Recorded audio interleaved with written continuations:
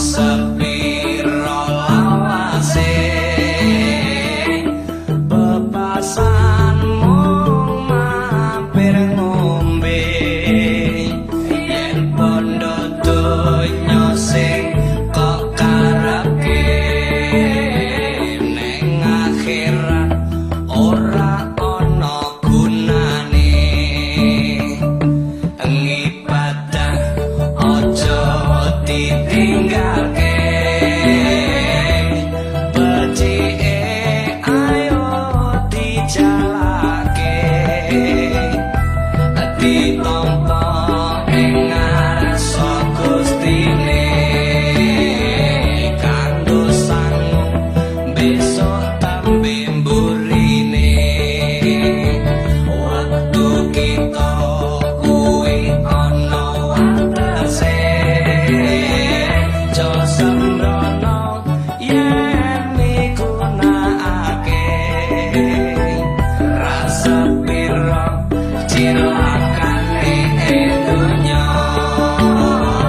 luwih lara besok yen mlebu neraka.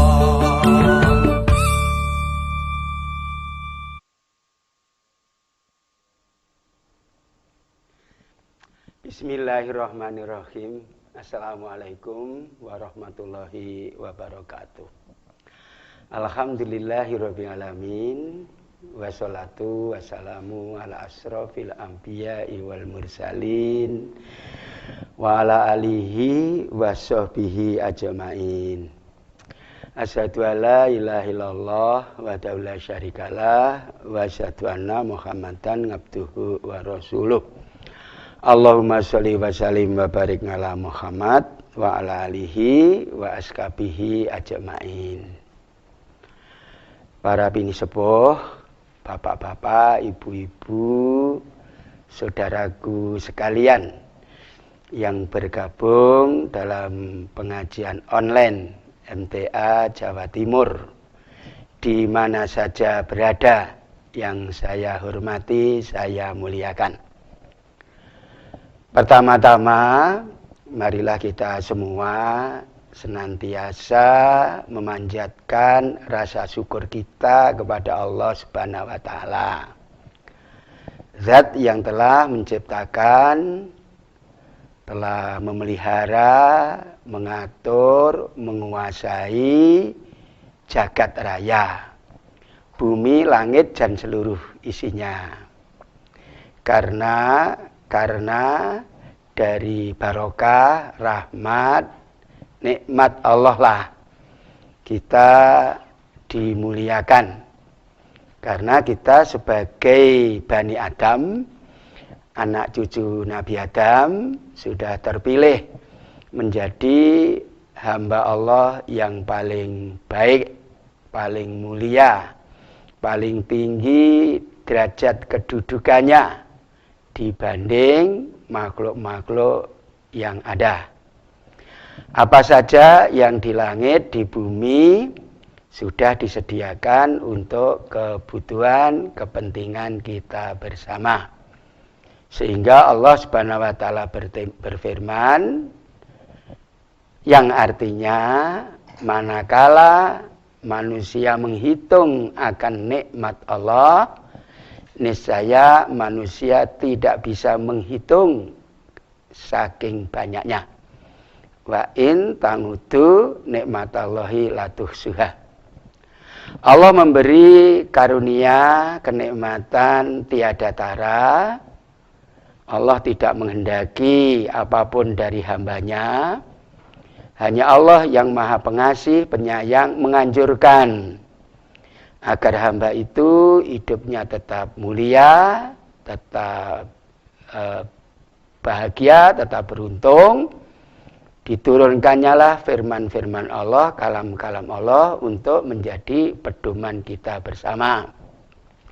Lah isi anjurannya itu, manakala manusia sudah dianugerahi nikmat tiada tara, agar nikmat itu digunakan untuk bekal ibadah, untuk berbuat baik Karena namanya syukur adalah berterima kasih kepada Allah. Caranya adalah menggunakan nikmat yang telah diterima pada jalan yang baik. Manakala kita bersyukur, sungguh Allah akan menambah lagi nikmat karunia-Nya yang lebih banyak. Maksudnya pada saat ini kita belum komplit, ya nanti dikompliti. Kalau sedikit ya nanti ditambah biar banyak. Paling tidak rasa nikmat itulah yang senantiasa dicurahkannya. Walaupun hanya sederhana, hanya biasa, namun karena nikmatnya yang ditambah, maka dengan sedikit itu dia bisa merasakan rasa lega, rasa puas atas pemberian Allah. Namun manakala kita diberi nikmat oleh Allah, dimuliakan, nikmatnya tiada terhitung, kita tidak menyadari, tidak meningkatkan kesadaran kita, tidak mau menggunakan nikmat itu dengan sebaik-baiknya untuk bekal ibadah, untuk berbuat baik, berarti mengkufuri nikmat Allah. Mengkufuri nikmat Allah sama dengan mendurhakai Allah. Maka dalam Al-Quran disebutkan wala in kafartum inna ngadzabi lasyadid. Sungguh manakala manusia itu kufur kepada Allah, di kemudian hari besoknya sungguh siksaku amat pedih. Wala in kafartum, dan manakala kalian kufur, inna sesungguhnya ngadzabi azabku, siksaku, bencana dariku, itu di kemudian hari lasyadid, sungguh amat berat. Semoga para bini sepuh, bapak-bapak, ibu-ibu, khususnya keluarga besar MTA dan siapa saja kaum muslimin muslimat, walaupun belum bergabung di MTA, termasuk hamba Allah yang beriman, bertakwa, bersyukur, yang dijamin oleh Allah hidupnya serba beruntung, sejahtera bahagia di dunia, sejahtera bahagia di akhirat. Amin ya rabbal alamin. Kemudian tidak lupa kami sampaikan, semoga salam dan sholawat senantiasa tercurah kepada junjungan panutan kekasih kita, tiada lain adalah utusan Allah, Rasulullah.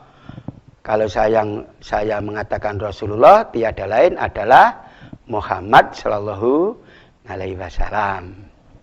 Tercurah pula kepada Ahlul Bait, keluarga beliau, juga kepada sahabat-sahabat yang setia kepadanya, terlimpah kepada seluruh umatnya, sejak dulu sampai akhir zaman. Semoga kita semua termasuk hamba Allah dan umat Nabi Muhammad Sallallahu Alaihi Wasallam yang senantiasa mendapat syafaat, yang senantiasa diberkahi, dirahmati, mendapat hidayah, yang hidupnya serba mapan, serba baik, serba senang, serba sejahtera, serba beruntung, baik sekarang di dunia dan mendatang di hari pembalasan hidup sesudah mati.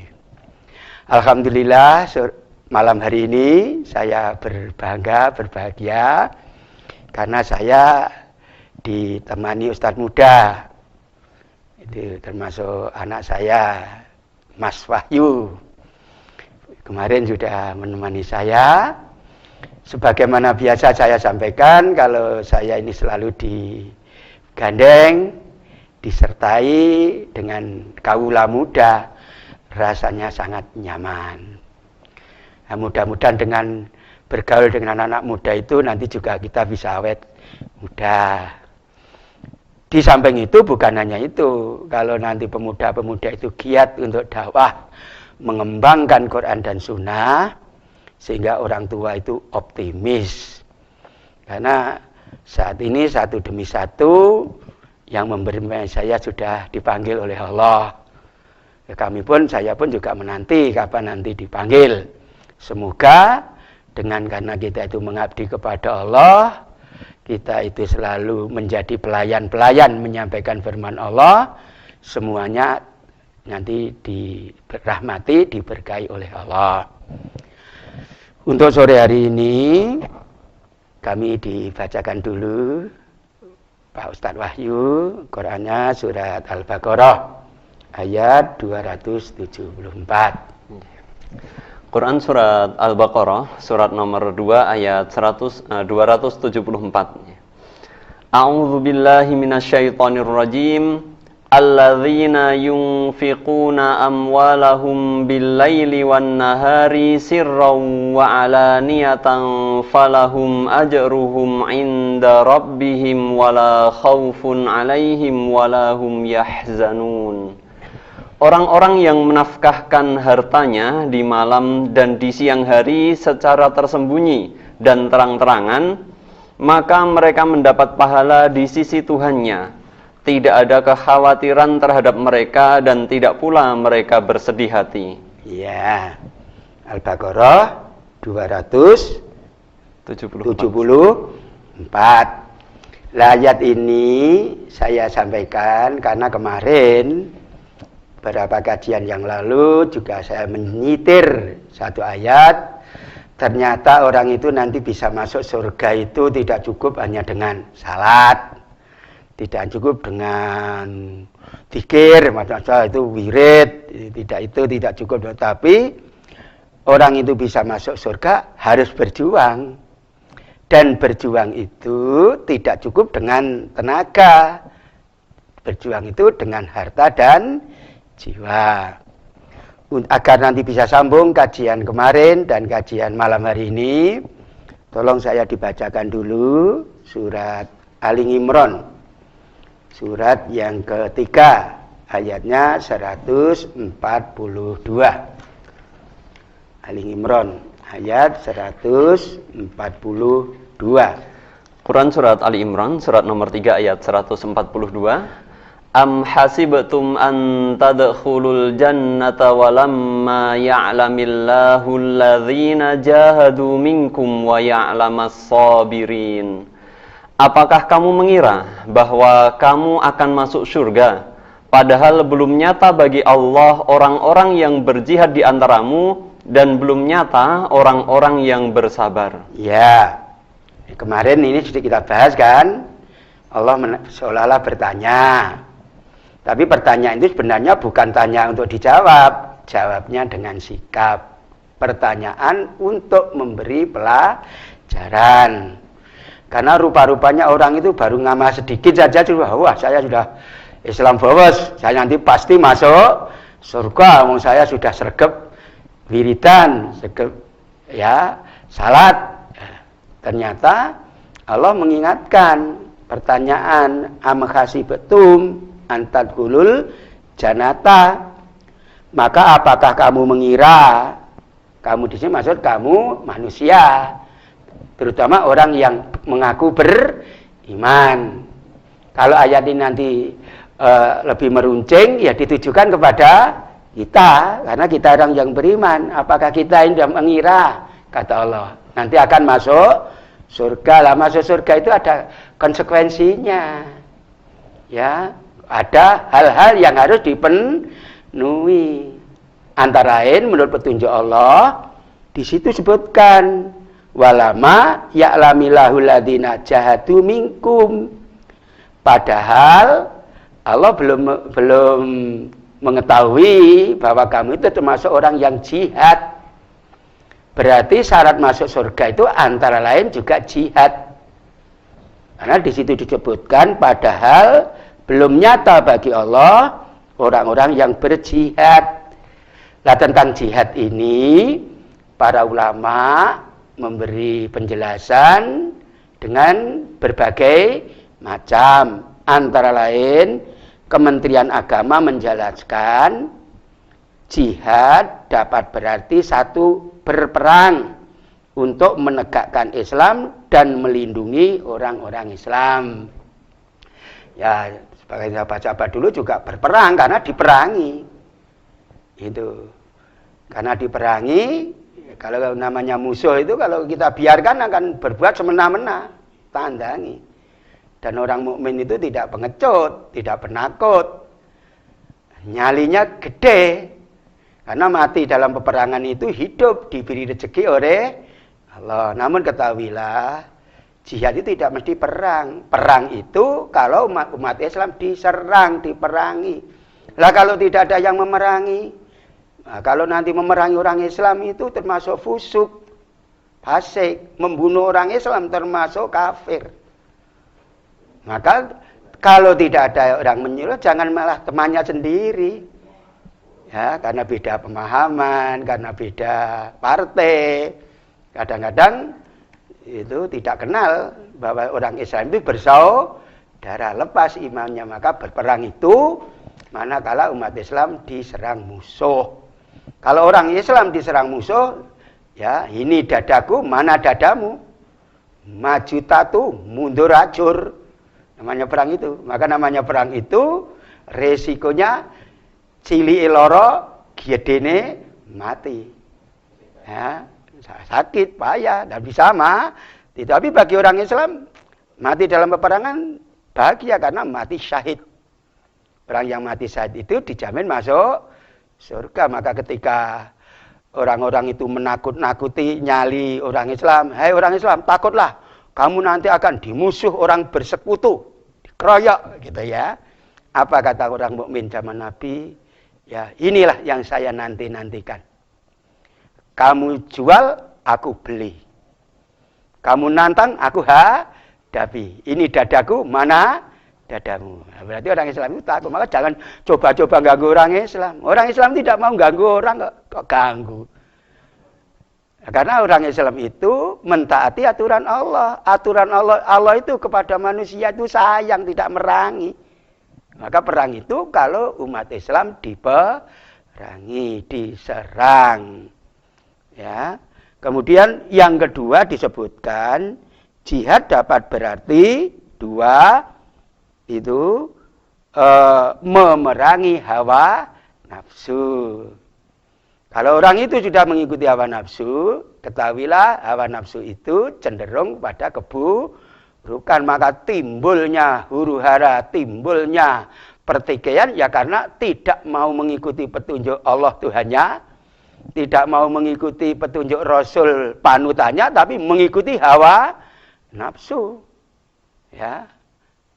Dengan congkak, dengan sombong, suka meremehkan orang, suka menghina, mengecilkan, menyakiti orang, lah terjadi peperangan. Nah, gitu. Maka memerangi hawa nafsu itu termasuk hal yang jihad juga. Maka ketika Nabi pulang dari perang fisik itu, beliau mengatakan roja'tu ila jihadil asghar ila jihadil akbar. Kita bersama baru pulang dari jihad kecil. Padahal waktu itu umat Islam dan musuh-musuh Islam sudah ya keblek-keblek, banyak korban. Ya, karena itu kalau tidak salah dari perang Uhud itu ya dikatakan menang ya tidak, kalah ya belum, tapi banyak korban. Sampai Nabi sendiri gigi beliau itu patah.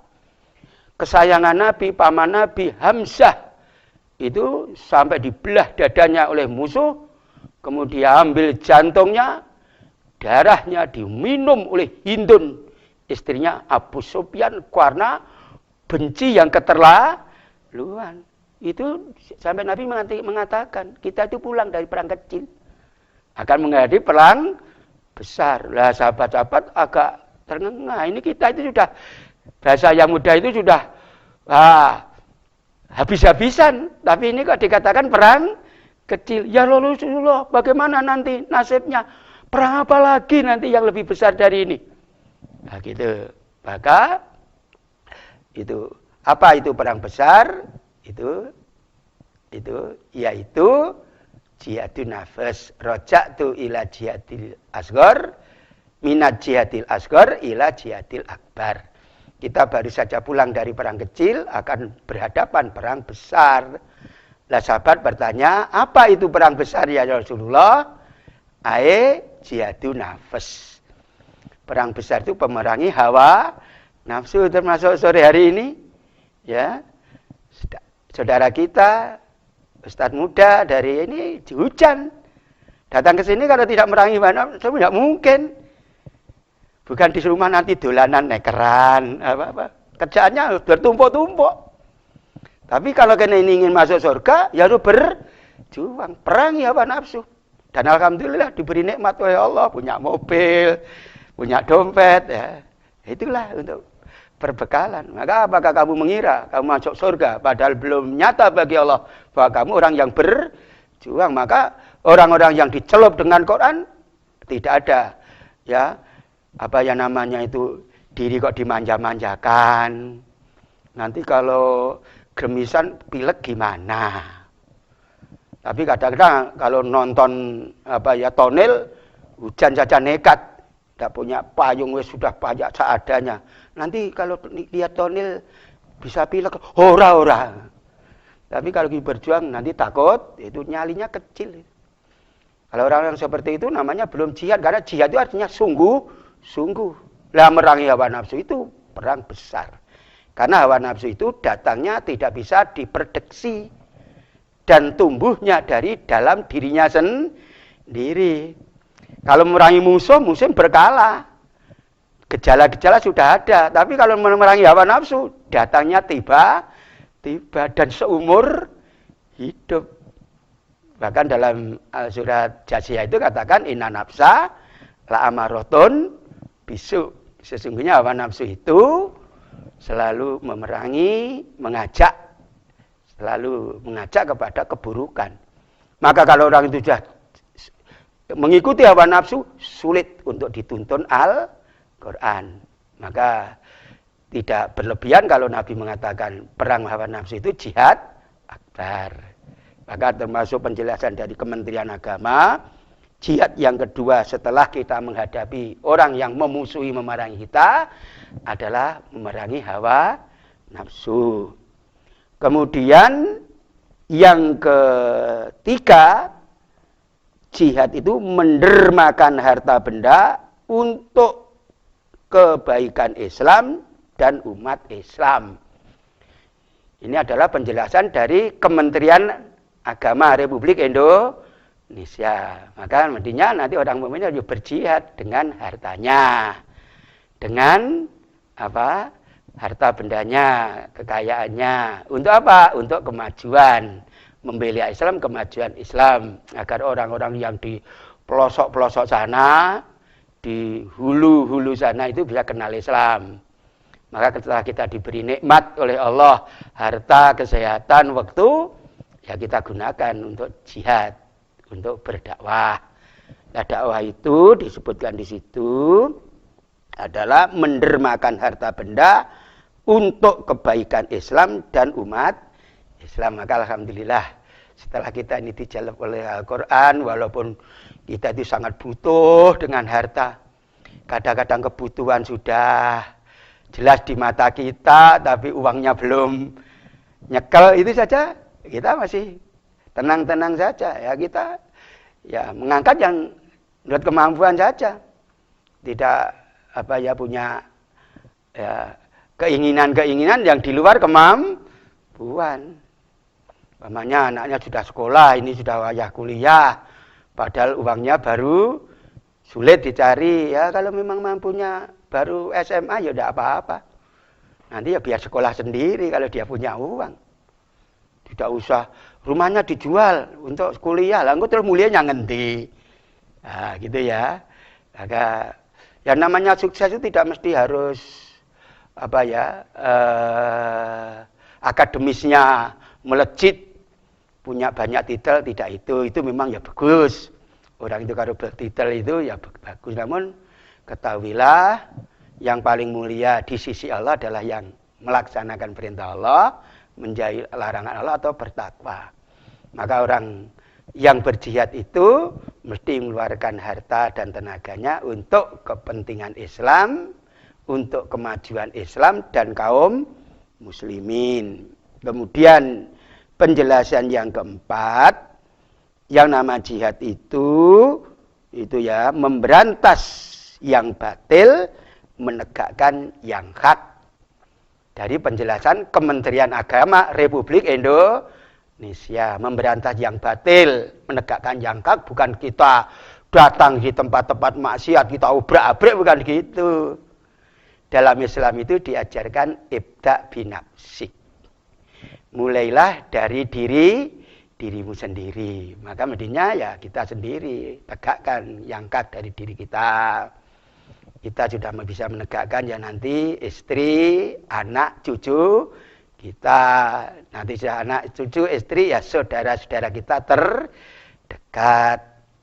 Nah, insya Allah kalau nanti sesama warga ngaji sangat enak. Karena orang mukmin yang ngaji itu siap menerima teguran, siap untuk menegur, siap ditegur. Nah, orang-orang Islam, orang-orang ngaji itu biasanya akan menjadi sangat hidupnya itu nyaman. Karena memang itu konsekuensinya orang takwa ya begitu, harus berjuang ya kami berjuang. Termasuk kajian ini harusnya offline. Saya datang ke Sambi Kerep, di sana ada Pak Indra dan teman-teman, Pak Gianto dan bapak-bapak yang lain yang kita sebut sudah 1 tahun tidak ketemu. Nanti juga saya datang ke Sidoarjo, di sana ada Pak Agus dan teman-teman, bapak-bapak, ibu-ibu, sepuh-sepuh, sudah 1 tahun tidak ketemu.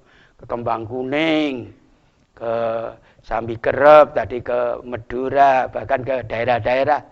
Tapi karena harus berjuang, ya tidak ada rotan, akar pun jadi tidak bisa secara offline, kita secara online. Bapak dan saudara, kaum muslimin semua, Islam adalah agama yang menegakkan pengorbanan dan infak. Dan Islam selalu menghilangkan kebakilan dan kekikiran. Untuk itu, maka Islam senantiasa memberikan dorongan untuk pemeluknya menjadi orang yang berjiwa pemurah. Dan ringan tangan untuk membela, membantu saudaranya yang perlu bantuan. Islam juga menyerukan agar kita memang bergegas. Gegas maksudnya itu kita bahasa Jawa. Kita itu age, ceket, bersegera untuk memenuhi panggilan kebajikan dan semua bentuk kebaikan. Maka tadi kami katakan dari ini yang mendampingi saya, Pak Wahyu, itu walaupun ini hujan, ya walaupun saya belum memanggil, sudah siap di sini. Bergegas-gegas namanya itu. Bergegas-gegas itu jawabannya kita. Kita itu age itu ceket. Dalam bahasa Indonesia bersegera. Untuk kebaikan itu bersegera sekali dibentungkan. Kerjaan-kerjaan, toko, usaha, ya nanti biar diatur. Biar pembantu-pembantu yang melayani nasabah konsumen. Nanti kalau dapat uang sini, bawa bosnya. Nah, ini namanya orang pandai. Karena dia bisa mengendalikan harta, tidak dikendalikan oleh harta. Kalau orang tidak jihad, ya dikendalikan oleh harta. Waduh, ini hujan ini. Kebetulan yang ingin membeli banyak, tolong saya pamit dulu Pak Ustadz. Nah gitu itu. Bergegas-gegas orang Islam gitu itu. Itu ya siapapun, bukan warga MTA. Namanya orang Islam bergegas-gegas, bersegera ya untuk panggilan kebajikan dan semua bentuk kebaikan. Hendaknya aktivitas atau kontinuitas adalah mendahulukan kepentingan orang lain, baik di pagi hari maupun di sore hari, ya, sebagaimana tadi dibacakan. Tolong diulangi lagi kan, biar bacanya banyak yang Al-Baqarah 2 ya lagi, ya. Quran surat Al-Baqarah ayat 274. Alladzina yunfiquna amwalahum bil-laili wan-nahari sirran wa 'alaniyatan falahum ajruhum 'inda rabbihim wala khaufun 'alaihim wala hum yahzanun. Orang-orang yang menafkahkan hartanya di malam dan di siang hari secara tersembunyi dan terang-terangan. Maka mereka mendapat pahala di sisi Tuhannya. Tidak ada kekhawatiran terhadap mereka dan tidak pula mereka bersedih hati. Ya, ini sudah di nas itu maksudnya sudah dibakukan.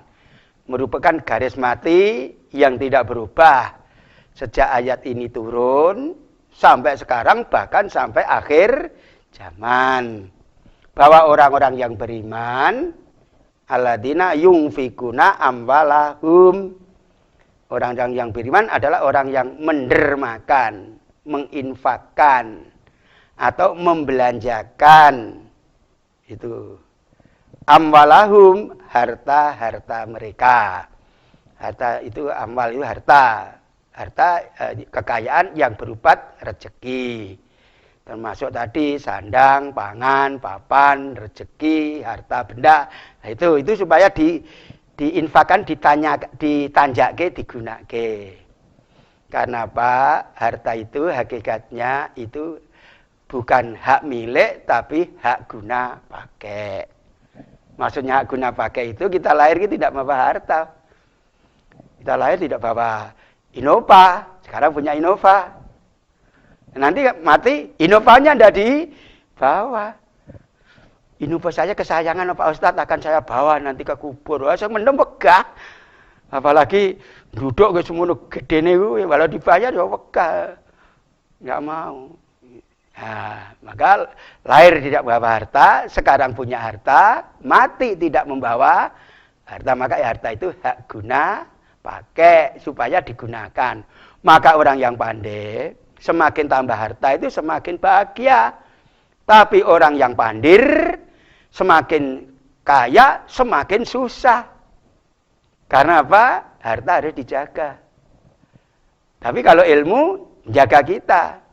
Ya, kalau harta tidak dijaga, nanti bisa hangus, bisa hilang, bisa berkurang, bahkan kolab, bisa bangkrut, pailit, itu bisa. Namun ketahuilah kalau kita ini ngaji, berjuang, tidak ada orang yang ngaji, berjuang, keluarkan hartanya jadi pailit, itu tidak ada. Bangkrut itu tidak ada. Kalau dia bangkrut, bukan karena ngaji. Karena salah langkah dalam membelanjakan harta. Maka harta itu kalau diberikan orang mukmin seperti kita, litazawadu, untuk perbekalan. Maksudnya setelah kita diberi harta itu ditanjake, dimanfaatkan, didermakan, digunakan. Ya untuk nyandang, mangan, mapan, bangun, mipik. Mobilnya sudah bagus, masih ada rezeki, dibeli yang lebih baru, silahkan. Ya, rumahnya sudah bagus, tapi masih ada dana, ini perlu tambah ruangan, tambah fasilitas, mau bangun, silahkan. Walaupun temannya belum punya rumah, rumahku masih bagus, tapi mau akan renovasi, silahkan. Memang harta supaya kita gunakan. Maka bodohnya orang itu kalau diberi harta tidak bisa gunakan, mau diumpuk-umpuk, diundung-undung, bareng mati ora digawa. Tidak bisa memanfaatkan. Hartanya banyak, tidak mau berjuang, neng donya kepenak, besok neng akhirat cilaka karena tidak mau berjuang. Maka kalau tidak ngaji itu rasanya nyaman.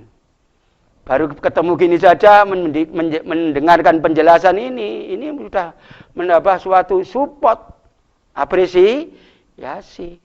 Sehingga walaupun kaya nanti tidak sombong, petidak-petiti. Karena Ustadz mengatakan orang itu kalau sugih, mobilnya mewah, jalannya pincang, suaranya sengau, pede.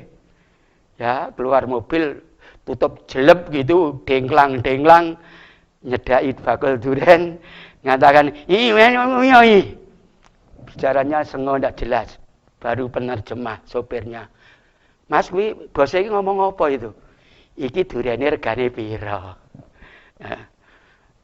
Den, iki kali 3 ini, yang 100, 150, 140, 160. Kalau harusnya itu 450, beli saja 400. Abang ini, bilang apa itu? Abrak kaya ngono kok 450. Ingat, 200 gimana? Oh, piye Mas iki? Nek 200 piye? Ya ampun to, Den. 200. Gagah, sama sekali tidak minder. Walaupun makune pincang, Omongannya tidak jelas. Maka harta itu ya penting. Tapi ketahuilah, harta harus kita jaga. Nah, ilmu jaga kita. Maka orang-orang mukmin harta digunakan. Maka orang mukmin itu kalau diberi harta litasawadu. Maka saya mengingatkan pada kita bersama, karena kita ini ya diberi harta, walaupun pengajian kita itu saat ini baru online, ya kewajiban-kewajiban kita dipenuhi. Rukun Islam kan ada 5. Syahadat, sholat, zakat, puasa, haji. 5 itu harus dilakukan semua, karena rukun. Kalau rukun itu tidak dilaksanakan, berarti Islamnya tidak sempurna. Kalau tidak sempurna, ya tidak ganggu. Syahadat, sholat, zakat, puasa. Jika umumnya orang itu maunya itu hanya 3. 1, syahadat mau, karena tidak keluarkan uang. Yang kedua, sholat, oke. Yang ketiga, puasa, siap. Tapi kalau zakat dengan haji, nanti dulu. Karena pakai, kalau orang mukmin tidak seperti itu. Orang takwa itu, wa mimma rozaqnahum yunfikun. Dan sebagian dari harta, tidak semua, sebagian harta yang dianugerahkan kepada orang yang takwa, orang takwa mendermakan, membelanjakan, menggunakan, memanfaatkan. Nah, gitu ditanjake. Ya untuk kesejahteraan dirinya, jangan sampai kekurangan, sandang, pangan, papan, rezeki jangan kurang. Ya untuk istri, anaknya, orang tuanya, untuk orang lain dibagi-bagi. Kalau harta itu diberikan kepada orang munafik, litakatsuru. Litakatsur itu maksudnya untuk sarwa oke-okean. Maksudnya nggih duwen, maka dia katanya orang Islam tapi suruh infak kok tidak mau. Itu jelas mempunyai sifat munafik. Karena orang munafik itu wayab kholuna itu dia itu bakhil. Bakhil. Itu. Coba tolong dibacakan dulu. Ya, surat At-Taubah. Ayat Taubah ayat 67. Quran surat At-Taubah surat nomor ke-9 ayat 67. A'udzu billahi minasyaitonir rajim. Al-munafiquna wal munafiqatu ba'duhum min ba'd ya'muruna bil munkari wa yanhauna 'anil ma'rufi wa yaqbiduna aydiyahum. Nasullaha fanasiyahum innal munafiqina humul fasiqun. Terus. Wa'adallahul munafiqina wal munafiqati wal kuffara nara jahannama khalidina fiha. Hiya hasbuhum wa la'anahumullah wa lahum adzabum muqim. Artinya, orang-orang munafik, laki-laki dan perempuan, sebagian dengan sebagian yang lain adalah sama. Mereka menyuruh membuat yang munkar dan melarang berbuat yang ma'ruf. Dan mereka menggenggamkan tangannya. Mereka telah lupa kepada Allah, maka Allah melupakan mereka. Sesungguhnya orang-orang munafik itu adalah orang-orang yang fasik. Allah mengancam orang-orang munafik laki-laki dan perempuan dan orang-orang kafir dengan neraka jahanam. Mereka kekal di dalamnya. Cukuplah neraka itu bagi mereka dan Allah melaknati mereka dan bagi mereka azab yang kekal. Ya, sudah jelas kan? Walaupun dibaca oleh Pak Wahyu, tidak dijelaskan sudah jelas. Karena kalimat per kalimat, kata demi kata, mudah kita pahami. Al-munafikuna wal munafikatu. Adapun orang-orang munafik. Jadi al-munafikuna itu orang-orang munafik pria. Lelaki-lelaki munafik. Wal munafikatu dan orang-orang munafik perempuan. Orang munafik dari jenis kelamin perempuan. Ba'duhum min ba'din. Sebagian dengan sebagian lain sama. Maka kemarin saya sampaikan sini istilah dulu Mbah itu adalah setali 3 uang. Setali itu satu setali itu 24 sen. 25 sen. Setali itu 25 sen. Kalau satu uang itu 8 sen. Maka kalau setali 3 uang itu maksudnya ya setali itu kan 25 sen. Kalau satu uang 8 sen. Kalau 3 uang berarti berapa itu? 24 sen. Selisihnya 1 sen. Sangat limit. Maksudnya hampir itu ya. Hampir. Setali 3 uang maksudnya sangat dekat anunya itu. Selisihnya sangat dekat. Lanang wedok gitu itu. Apa ciri khas wanita atau perempuan yang munafik atau laki yang munafik? Itu sebagian mereka sama ya'muruna bil mungkari wa yanhauna 'anil ma'ruf. Lawan kata dengan orang mukmin. Kalau orang mukmin itu amar ma'ruf, nahi mungkar. Amar itu perintah ya, orang mukmin itu selalu perintah, menganjurkan, mendakwahkan yang ma'ruf, yang bagus. Nahyu, nahi, melarang, mencegah. Mungkar, yang mungkar. Perbuatan ma'ruf adalah perbuatan yang disenangi Allah, yang menjadikan ridha Allah, yang akan diberi pahala oleh Allah, itu perbuatan ma'ruf.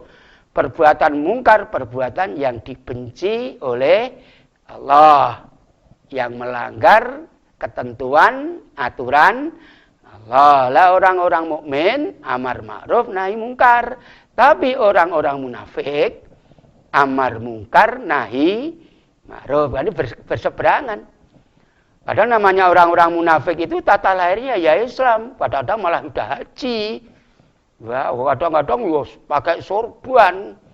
Tapi ya takwa itu tidak bisa dibaca dengan atau oleh penampilannya, hatinya. Nah, kalau orang itu kata-katanya serba menyalahi aturan Allah, amar mungkar nahi ma'ruf, itu memang orang munafik sifat seperti itu. Maka hati-hati. Ya, kalau tidak bicara yang baik, lebih baik kita itu diam. Jangan kita itu ngakunya orang Islam, tapi setelah disaring-saring, anjurannya itu serba negatif, serba mungkar. Bahkan kalau ada yang jangan gitu, jangan infak nanti melarat. Ya, anakmu masih kecil-kecil, masih butuh dana. Kamu belum punya ini, belum punya ini. Ya, kalau ada anjuran seperti itu namanya orang munafik itu. Maka orang munafik itu ya maka disebutkan pada nidai ayatnya itu wayak biduna aitiyahum. Itu mereka menggenggamkan tangannya.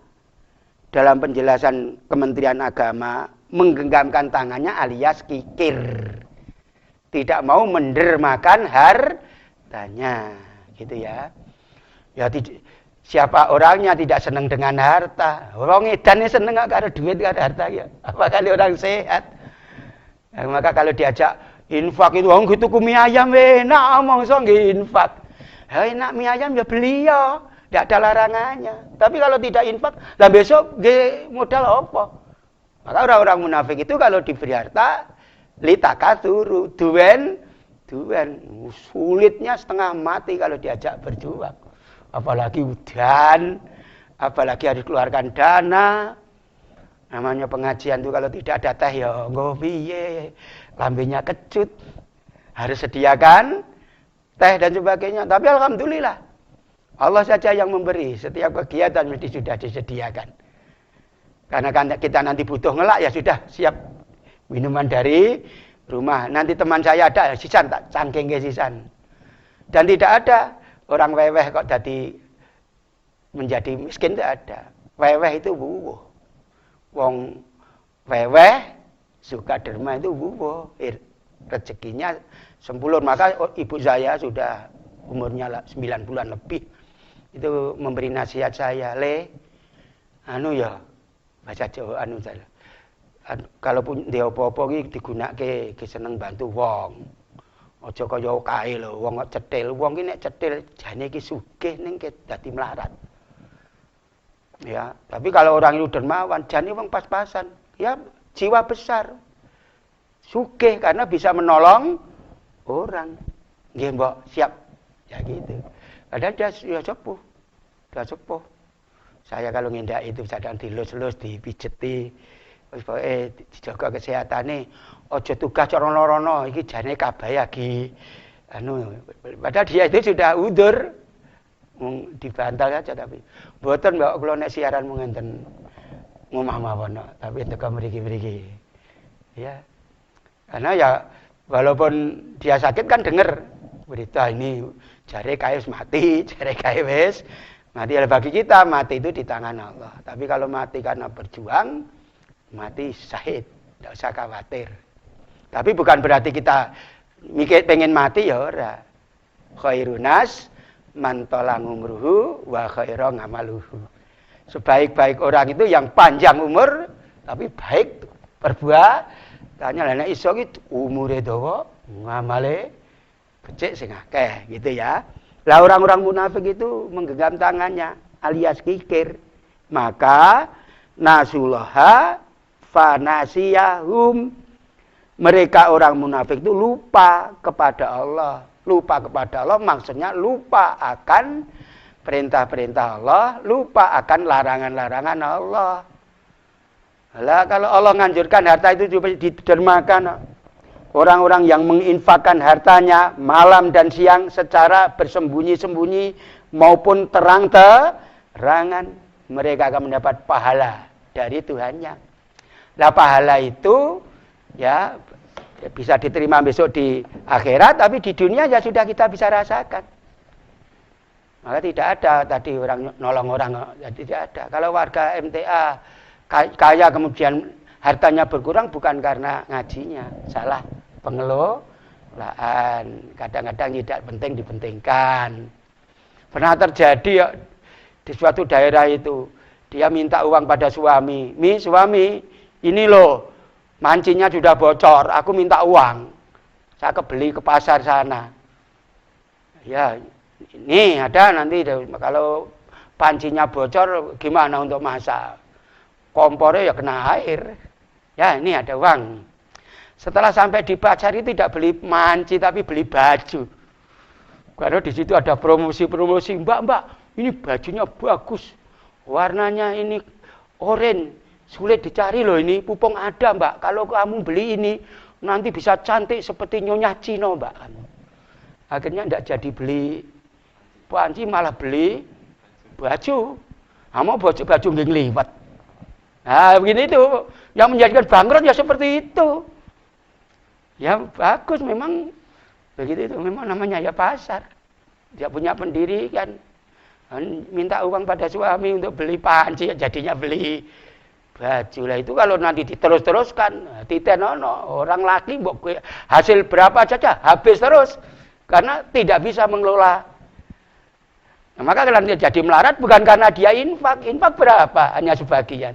Yang penting malah kebutuhan sekunder, ya, yang sebenarnya itu hanya kebutuhan apa ya, keinginan ya, bukan kebutuhan. Ingin ini ya manusia. Ya tidak ada yang tidak ingin yang baik-baik. Ya gitu ya. Maka di sini disebutkan orang-orang munafik itu menggenggam tangannya. Maksudnya kikir mengeluarkan harta untuk kebaikan, untuk bekal surga. Kalau harta itu tidak digunakan pada yang baik, tentu digunakan kepada yang kurang baik, bahkan yang tidak baik. Maka orang yang lupa akan peringatan Allah itu hakikatnya lupa akan dirinya sendiri. Allah nganjurkan berderma, beramal, berinfak, berjuang. Itu sebenarnya apa? Untuk Allah? Tidak. Allah tidak butuhkan hambanya untuk dirinya. Nanti sewaktu-waktu dipanggil ke hadiratnya, di situ nanti sudah punya bekal. Maka orang yang tidak mentaati aturan Allah berarti lupa akan petunjuk Allah. Itu hakikatnya lupa akan dirinya sendiri. Kalau tidak mau berjuang nih, termasuk tadi Pak Wahyu tadi, adalah Pak Wahyu tidak ke sini, ya tetap berjalan. Pak Wahyu datang ke sini, ya berbagi. Kita itu istilahnya itu kompanyon. Apa itu? bersekutu ya, bagi-bagi, join. Kamu ya dapat pahala. Sebab nanti kalau saya mati, kamu yang teruskan. Ya. Kan menurut perhitungan kan memang ya mati itu tidak mesti nurut umur. Tapi berdasarkan statistik, orang itu kalau umurnya sudah banyak ya rentan kepada datangnya penyakit, gitu. Maka kita jangan bakhil, karena kalau kita bakhil itu melanggar larangan Allah. Melanggar larangan Allah itu hakikatnya adalah lupa akan kenikmatan, kemajuan, keberhasilan diri kita. Karena hidup sebenarnya tidak sekarang.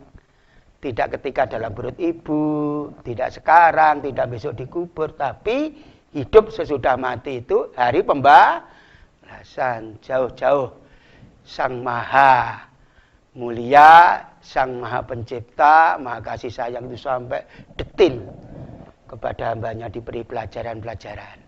Nah, orang-orang munafik sampai begitulah sifatnya. Kalau kita membahas sifat orang munafik ini, sebaiknya ya kita kenakanlah pada diri kita, karena ini sifat negatif. Jangan kok kalau munafik itu sana, kalau saya ini jos gandos, ya kalau hebat, kalau nomor 1 ya saya, kalau kayak kecap, selalu nomor 1. Nggak, gitu ya. Maka orang-orang munafik itu lupa kepada Allah, maka fanasiyahum, Allah melupakan, padahal mereka itu melupakan dirinya sendiri. Innal munafikina humul fasikun. Orang-orang munafik orang fasik. Lah fasik secara rinci nanti kita pelajari dalam surat Al-Baqarah ayat 27, 26, 27, itu nanti di sana. Tapi kalau online ya mungkin kita nanti harus secara muwajahah. Nah, itu. Kemudian Allah mengancam orang-orang munafik laki-laki dan perempuan dan orang-orang kafir dengan neraka jahanam. Wa atallahul munafikina wal munafikoti wal kafirina naro jahannama khalidina fiha, mereka kekal di dalamnya. Maksudnya orang munafik, orang kafir itu nanti tempatnya sama, kekal di dalam neraka jahanam. Ya, dan neraka yang paling enteng ada neraka yang diderita oleh paman Nabi, namanya Abu Thalib dalam riwayat itu. Karena Abu Thalib itu mati dalam keadaan kafir, tidak beriman, maka walaupun amalnya bagus, menolong Nabi, membantu Nabi, nyokong Nabi, melindungi Nabi, sayang tidak beriman, maka masuk neraka. Ketika kaki Abu Thalib itu ya terkena bara api, otaknya sudah mendidih. Itu yang paling enak, paling enteng. Dan yang paling berat bagaimana? Maka namanya disiksa. Disiksa tidak dibunuh, maksudnya dibekakak. Ya seperti kalau anak-anak kecil mainan hewan itu loh, ya dipelintir-pelintir dia ini biar kesakitan. Maka namanya malaikat itu, kalau Mbah Kiai dulu mengatakan, hati-hati, nek kowe cemplung neraka, sing nyiksa malaikat. Malaikat iki nek molo nekat. Maksudnya molo nekat itu kan memberi siksaan tidak berperi kemanusiaan, berperi kemalaikatan itu. Nah gitu. Maka orang kafir, orang munafik, janganlah orang munafik itu tata lahirnya itu iman, tapi iman dilahir. Maka biasanya orang-orang munafik itu kecuali bakhil, anjurannya negatif. Maka kalau kita lihat sekarang ya, akhir zaman ini, banyak juga ternyata orang-orang yang kelihatannya Islam, tapi setelah kita teliti dengan Quran, ini orang Islam yang suka melanggar Quran. Padahal Quran itu firman Allah, maka orang fasik di sini adalah tidak mengindahkan akan firman Allah. Itu ya, maka orang-orang munafik itu di situ disebutkan akan neraka jahanam, kekal di dalamnya. Cukuplah neraka itu bagi mereka. Maksudnya tidak bisa lepas, tetap harus di situ. Ya rasakno. Maka orang-orang tua mengatakan kalau orang itu tidak mukmin ya, tidak syukur, tidak malah kufur gitu ya, melanggar larangan Allah itu rupa-rupanya ya kadang-kadang itu cocok dengan hawa nafsu. Gaul, temannya banyak, ya tidak ketinggalan zaman, tapi ingatlah senangnya dan rekosonya tidak seimbang. Senangnya kalau adanya sedulit ya, namun nanti rekosonya sak langit. Ya, penake mung sak klenteng, nanti rekosonya itu sak rendeng. Satu rendeng itu satu musim, satu klenteng itu satu biji kapuk itu. Jadi tidak imbang. Karena orang-orang mukmin ini kita ini sudah jual beli MOU kepada Allah. Kalau orang itu betul-betul beriman, jiwanya, hartanya, raganya, waktunya akan dibeli oleh Allah, diberi surga. Ya, ayatnya nanti lain waktu kita bahas. Kemudian kita lanjutkan pada ayat itu. Maka orang-orang yang ifat itu wala khaufun 'alaihim walahum yaksanun. Dan bagi mereka tidak ada rasa khauf. Jadi orang yang suka derma, suka nolong orang, suka berjuang, tidak ada khauf. Khauf itu takut. Takut itu khawatir. Takut atau khawatir. Itu. Kemudian walahum dan bagi mereka yaksanun. Hasan itu sedih, berduka cita. Maka kalau dikatakan orang-orang yang mendermakan hartanya baik di malam atau di siang hari secara sembunyi-sembunyi maupun secara terang-terangan, mereka mendapat pahala dari sisi Tuhannya. Jadi itu namanya sembunyi-sembunyi, maksudnya memang infak itu kadang-kadang secara secara sembunyi-sembunyi, antara lain kalau nanti untuk menolong orang. Taruhlah andai kata nih, coba saja kalau nanti perumpamaan orang luar kan jauh. Ya, kebetulan Pak Wahyu muda, ekonominya lebih bagus, kemudian saya tua, sudah udur. Kemudian ini Pak, tolong Pak, ini saya kasih. Ya, itu kalau memberi per orang baiknya sembunyi-sembunyi. Dalam rangka menjaga kehormatan yang kita beri. Kalau nolong orang memper ngono malah dituduh-tuduh ke wong. Tibake. Guru ini nganggo kacamata ditukoke karo murid-e. Akan merendahkan tak? Merendahkan seorang guru. Orang Islam saja dia boleh direndahkan, apa dia seorang guru. Tibake begitu itu. Maka nanti kalau menolong saudara, menolong orang, menolong person, jaga kehormatannya. Seolah-olah mendermakan dengan tangan kanan, tangan kiri tidak tahu. Di situ orang yang nanti akan dilindungi oleh Allah, di hari tidak ada perlindungan kecuali lindungan Allah adalah orang yang infak dengan sembunyi-sembunyi. Namun kadang-kadang ya dengan terang-terangan sebagai ibrah atau contoh. Bagaimana kita lihat ya, saat ini majelis baru membangun pondok. Pondok kita nanti tidak seperti pondok-pondok yang lain.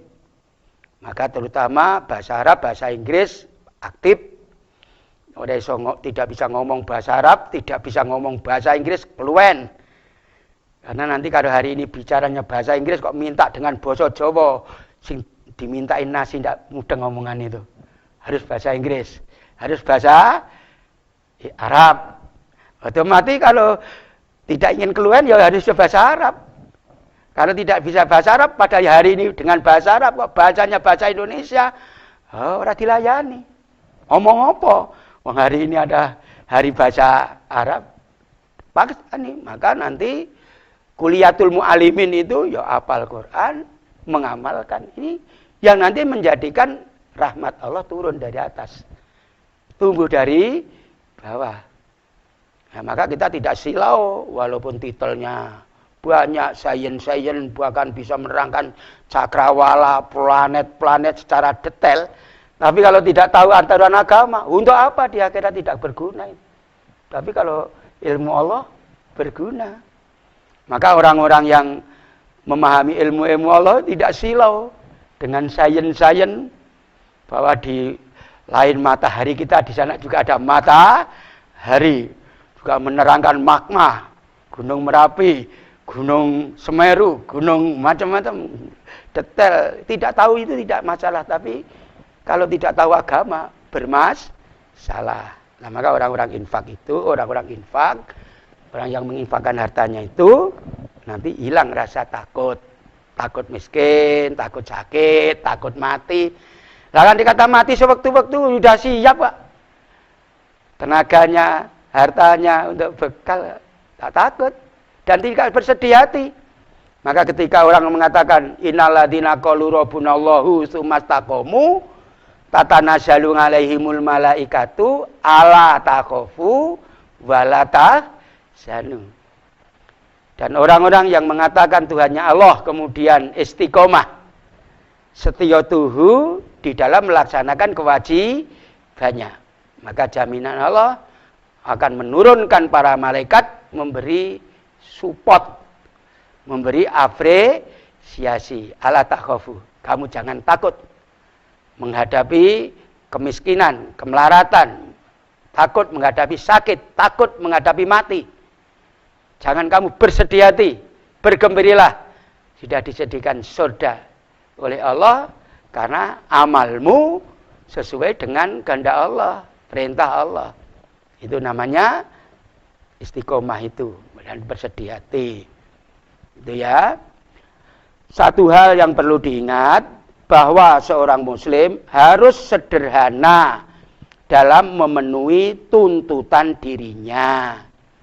Maksudnya orang Islam tidak senang hidup secara poya-poya. Beri barang mewah, monggo, baik, tapi tidak. Sifatnya itu hanya orang-orang yang suka berhambur-hambur, glamor. Maka suatu hal yang perlu diingat bahwa seorang muslim harus sederhana dalam memenuhi kebutuhan dirinya. Sehingga hartanya itu tidak dihabiskan seluruhnya untuk bermewah-mewah. Sebab dia harus bersekutu dengan orang lain dalam mempergunakan harta yang diberikan Allah kepadanya itu untuk kekayaan itu. Dan kekayaannya itu harus dipergunakan untuk membantu orang yang susah dan buat meringankan beban penderitaan orang lain. Maka orang-orang mukmin itu hebat, toleransinya tinggi. Apa tidak hanya digunakan dirinya sendiri. Dipangan dhewe ya entek, dibagikan ya entek. Tapi kalau dipangan dhewe entek ya tidak ada telasnya. Hanya jadi BAB aja. Tapi kalau untuk derma masih, karena belum kita gunakan. Suka nolong orang lain. Dan begini ini sudah menjadi kejiwaan warga majelis. Maka kemarin saya terangkan, saya dengan Pak Wahyu kan kenalnya baru kapan, karena namanya umurnya kan terlalu jauh, anak dengan orang tua, tidak bisa terlalu seperti keluarga.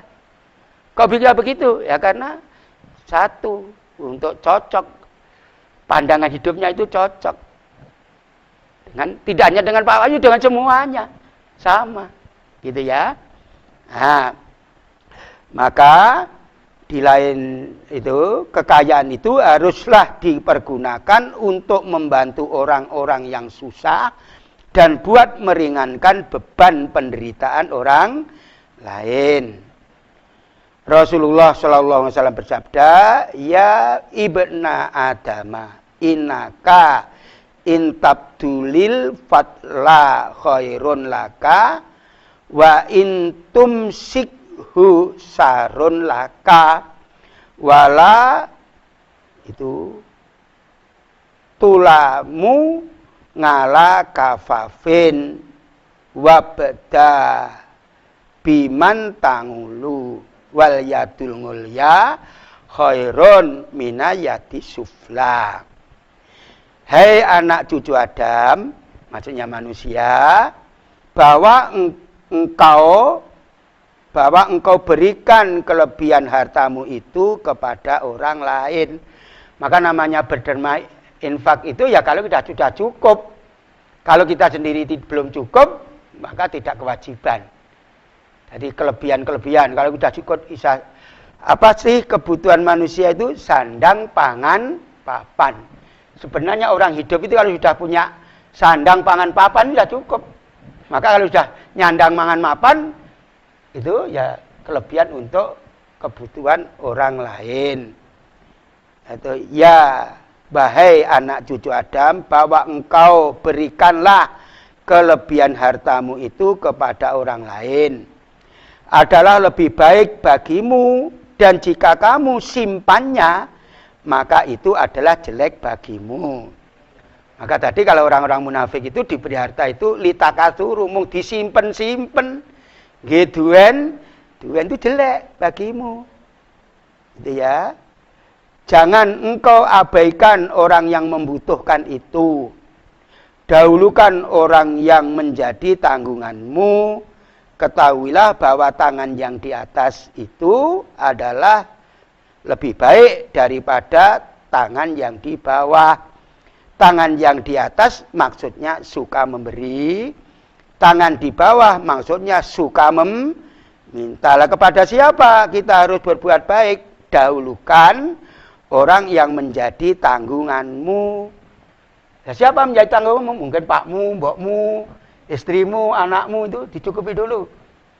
Jangan sampai kita itu mencukupi orang lain tapi keluarganya kita terledor, jangan. Mungkin orang tua kita. Maka kadang-kadang malu kalau ada pertanyaan, Pak Ustadz, orang tua saya itu miskin, bagaimana kalau zakat saya serahkan orang tua saya karena miskin? Itu pikirannya kacau itu. Balik justru malu kalau kamu kaya, kalau orang tuamu miskin. Bantu, cukupi.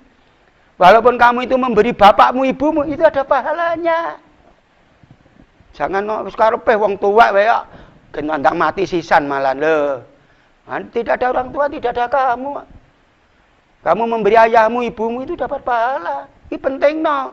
Jangan orang lain kamu hanya pencitraan, tapi orang tuamu, istrimu, anakmu terlantar, ya sudah.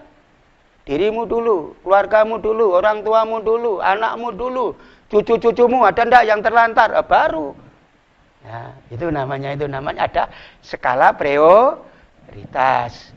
Maka kalau kita bergaul dengan orang yang ngaji itu wis semuanya serba beres. Kopen karena ini perintah Sang Maha Kuasa, gitu ya. Kemudian tangan yang di atas maksudnya memberi, suka memberi itu lebih baik daripada tangan di bawah. Maka nanti kalau kita sekolah itu jangan kadang-kadang ya akademiknya pinter tapi pikirannya bodoh. Lah kok piye? Mbahmu dhisik ra tau sekolah dodolane mung es dawet ning latar sekolahan aja iso nyekolahke nganti anake dadi sarjana. Kowe dadi sarjana engko piye anakku tak kanake? Bodoh kalah karo mbahmu sing tukang dodol dawet. Hal mbah kita pikirannya simpel. Andai kata pada waktu itu pengen sepeda ondal itu saja nek rong duwe ya wis mlaku sik ora apa-apa. Nah kadang-kadang kita ini ya belum mampu beli mobil padahal ngingoni anak bojone wae ora ngene tuku mobil. Ya gagah memang pakai mobil. Tapi disontong wong wah. Tapi ngerti jerone wow. Itu namanya tidak dicelup dengan Quran. Pengertian ini diisyaratkan Al-Quran dalam larangannya terhadap pemborosan dan sekaligus diikuti dengan perintah infak kepada kerabat dan fakir miskin dengan suatu alasan bahwa pemboros itu pertanda ketololan, di mana tumpukan-tumpukan harta itu dipergunakan untuk memenuhi seleranya sendiri, sehingga tidak ada yang tersisa untuk memenuhi hak-hak yang wajib itu dan pertolongan yang diharuskan itu. Maka satu lagi kita baca dulu ya. Coba dibuka yang surat Al-Isra. Al-Isra surat 17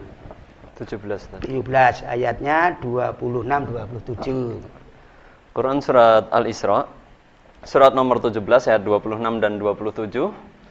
A'udzu billahi minasyaitonir rajim. Wa atidzal qurba haqqahu wal miskina wabnas sabili wala tubadzir tabdzira. Innal mubadzirina kanu ikhwanasy syayatin wa kana syaitanu lirabbihi kafura. Dan berikanlah kepada keluarga-keluarga yang dekat akan haknya, kepada orang miskin dan orang yang dalam perjalanan, dan janganlah kamu menghambur-hamburkan hartamu secara boros. Sesungguhnya pemboros-pemboros itu adalah saudara-saudaranya syaitan, dan syaitan itu adalah sangat ingkar kepada Tuhannya. Ya, ini tadi yang kami katakan dalam menolong pakai skala prioritas. Nah, kadang-kadang namanya pencitraan itu orang tidak perlu ditolong malah ditolong. Ya, orang yang sudah kaya malah disumbang, dibantu, padahal dia sendiri perlu bantuan. Kalau membantu orang kaya malu kalau sedikit. Tapi kalau orang miskin kalau nyumbang malah tidak sebaliknya. Maka wa'atidal kurba haqqahu, dan berikanlah kepada hak-haknya kepada kerabat dekat. Lah kerabat itu ya saudara kita, mungkin ada bude, pakde, pakle, bule, kakak, adik, bayu, darah-darah kita gantikan. Mungkin di antara kita ada ya podo-podo miskin, tapi ini kok kerabat, ya kita dulukan.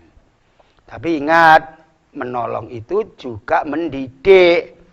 Sebab kadang-kadang itu ada loh orang yang males itu, ditolong itu malah tidak mau kerja. Maka kemarin itu saya ya geli melihat orang-orang seperti itu. Diberi BLT oleh negara 2.400, dapat uang terus piknik kemana-mana, terus tidur. Ketika saya ya ini jam sekian masih tidur, di depan pintu masih ada beras, ada tempe, ada apa itu dari raskin itu loh, ndok, telur. Wah. Nah, kita yang kerja keras, bating tulang peras keringet saja tidak dapat itu, kere munggah balik. Itu mental sebegitu itu tidak mungkin bisa diservis kecuali dengan mula wong ini orang ngaji kewan. Hewan. Karena tidak tahu. Ya. Long kita tidur ya kaya uripe binatang, mangan turu. Kita kerja. Maka kalau kita orang mukmin ya, tahu tetangga kita, saudara kita miskin. Maka kemarin itu ketika kan kebetulan tempat untuk membagi raskin itu di dekat rumah saya awal-awal itu. Lah kuwi gelange gede, wonge ayu, lemu-lemu nampa beras. Bojone Pak Ustadz malah kuru ra ndek gelang ra kei beras. Tapi pada waktu itu hanya ngudoroso, tidak keluar. Kamu itu kaya. Malu kalau kamu diberi beras. Anak-anakmu itu malu. Anak-anakmu cuma kerja. Ora wedi rekoso. Banting tulang, peras keringat. Ya, siang bikin, siang malam kerja tidak sudah. Kemana pun itu. Nanti tapi walaupun kurus bukan karena kurang pangan. Kurus karena ini memang pawaane wis cilik gitu. Ora pupuk daging ning pupuk balung. Maksudnya pupuk balung itu walau dikai sego iwak ya reso lemu. Iya. Lah wetenge ya reso blendang-blendang karena apa? Mangan kokean kok wetenge loro. Ya sudah, tapi sehat. Awake ster kenceng. Enggak pernah sakit. Nah, maka namanya itu ada orang-orang yang tidak begitu itu. Maka kalau yang mentalnya seperti itu, karena diberi uang, kue beras, orang malah orang gelem nyambut gawe. Nah, karena nanti ngejip ke pemberian. Maka orang Islam tidak seperti itu. Nabi Daud saja supaya makan dengan hasil kerja. kerjanya. Maka Nabi Daud tukang kayu. Maka kalau kita warga ngaji, ya semua kerja pokoknya. Obah mesti mamah. Nah gitu ya. Aja mau lumah-lumah. Nah, maka inilah kita alhamdulillah. Dan alhamdulillah setelah kerja, walaupun kecil hasil kerja itu rasanya bangga. Saya beli mobil tidak dibelikan morotua, tapi beli sendiri. Nah, seneng. Karena hasil karyanya. Maka setelah ada kelebihan, apalagi nanti kita bisa menolong kerabat, orang miskin, orang perjuangan, mengembara, kemudian ditugaskan di luar, kemudian di sana, ya di rumah punya apa-apa, tapi di tengah hutan tidak bisa ngambil ATM. Ya kita bantu, kita bisa bantu. Perjalanan dalam kata, apa yaitu, melanglang buana untuk dakwah, kita bantu. Jangan menghambur-hamburkan hartamu secara boros. Menghamburkan maksudnya kalau menggunakan harta tidak sesuai dengan yang memberi. Harta yang memberi Allah digunakan tidak sesuai dengan aturan Allah, itu boros. Boros. Dan ketahuilah innal mubadirina kanu ikhwana sayatin. Sesungguhnya orang-orang yang pemboros itu adalah saudara-saudara setan. Nanti senasib dengan setan. Setan itu tidak senang manakala ada orang taat kepada Allah, kepada Rasul. Maka setan itu tempatnya di neraka. Orang boros pun ini di neraka. Maka alhamdulillah setelah kita ngaji, yang dulu ya tokoh-tokoh ketika saya tugas luar kota itu yang nyopiri dari daerah Mojogedang sana, kalau nyopir ke Jakarta itu satu malam rokok Cisamsu itu 4 pak, 3 pak satu malam. Tapi setelah ngaji bisa mari, bisa sembuh, tidak usah udut. Maka kalau Ustaz menyampaikan Pak Mansur itu dulu itu seperti sepur itu, tapi setelah itu sekarang sama sekali tidak udut. Maka kalau mengatakan sebenarnya saya tidak mau, ya maunya tidak udut tapi tidak kuat. Ora kuat, ora gelem kan. Nah itu kalau rokok itu pemboros, ya coba vitamin apa dari rokok itu? Vitaminnya ya vitamin mengi.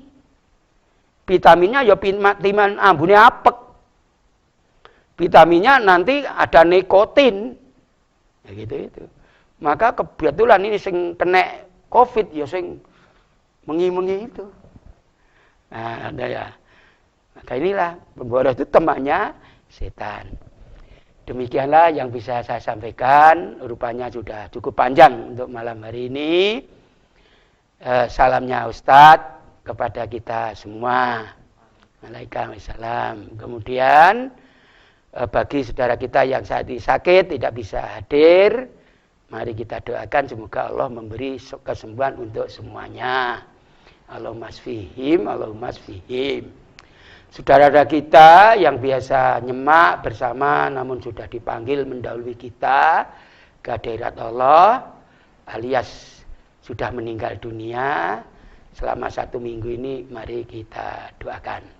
Allahumma ighfir lahum warhamhum wa'fu anhum wa'akrim nuzulahum wa wasi' madkhalahum wasilhum bima'in wasajin wa barat wa naqihi minal khataya kama yunaqqas saubul abiyatu minat danas wabtilhum khairan min tarihim wa ahlan khairan min alihim wa syajan bakihim adabil qabr. Seluruh kekurangan kekhilafan mohon maaf. Mari kita akhiri kajian kita sore hari ini. Alhamdulillahirabbil alamin. Subhanakallahumma wa bihamdika asyhadu an la ilaha illa anta astaghfiruka wa atubu ilaik. Assalamualaikum warahmatullahi wabarakatuh. Waalaikumsalam warahmatullahi wabarakatuh.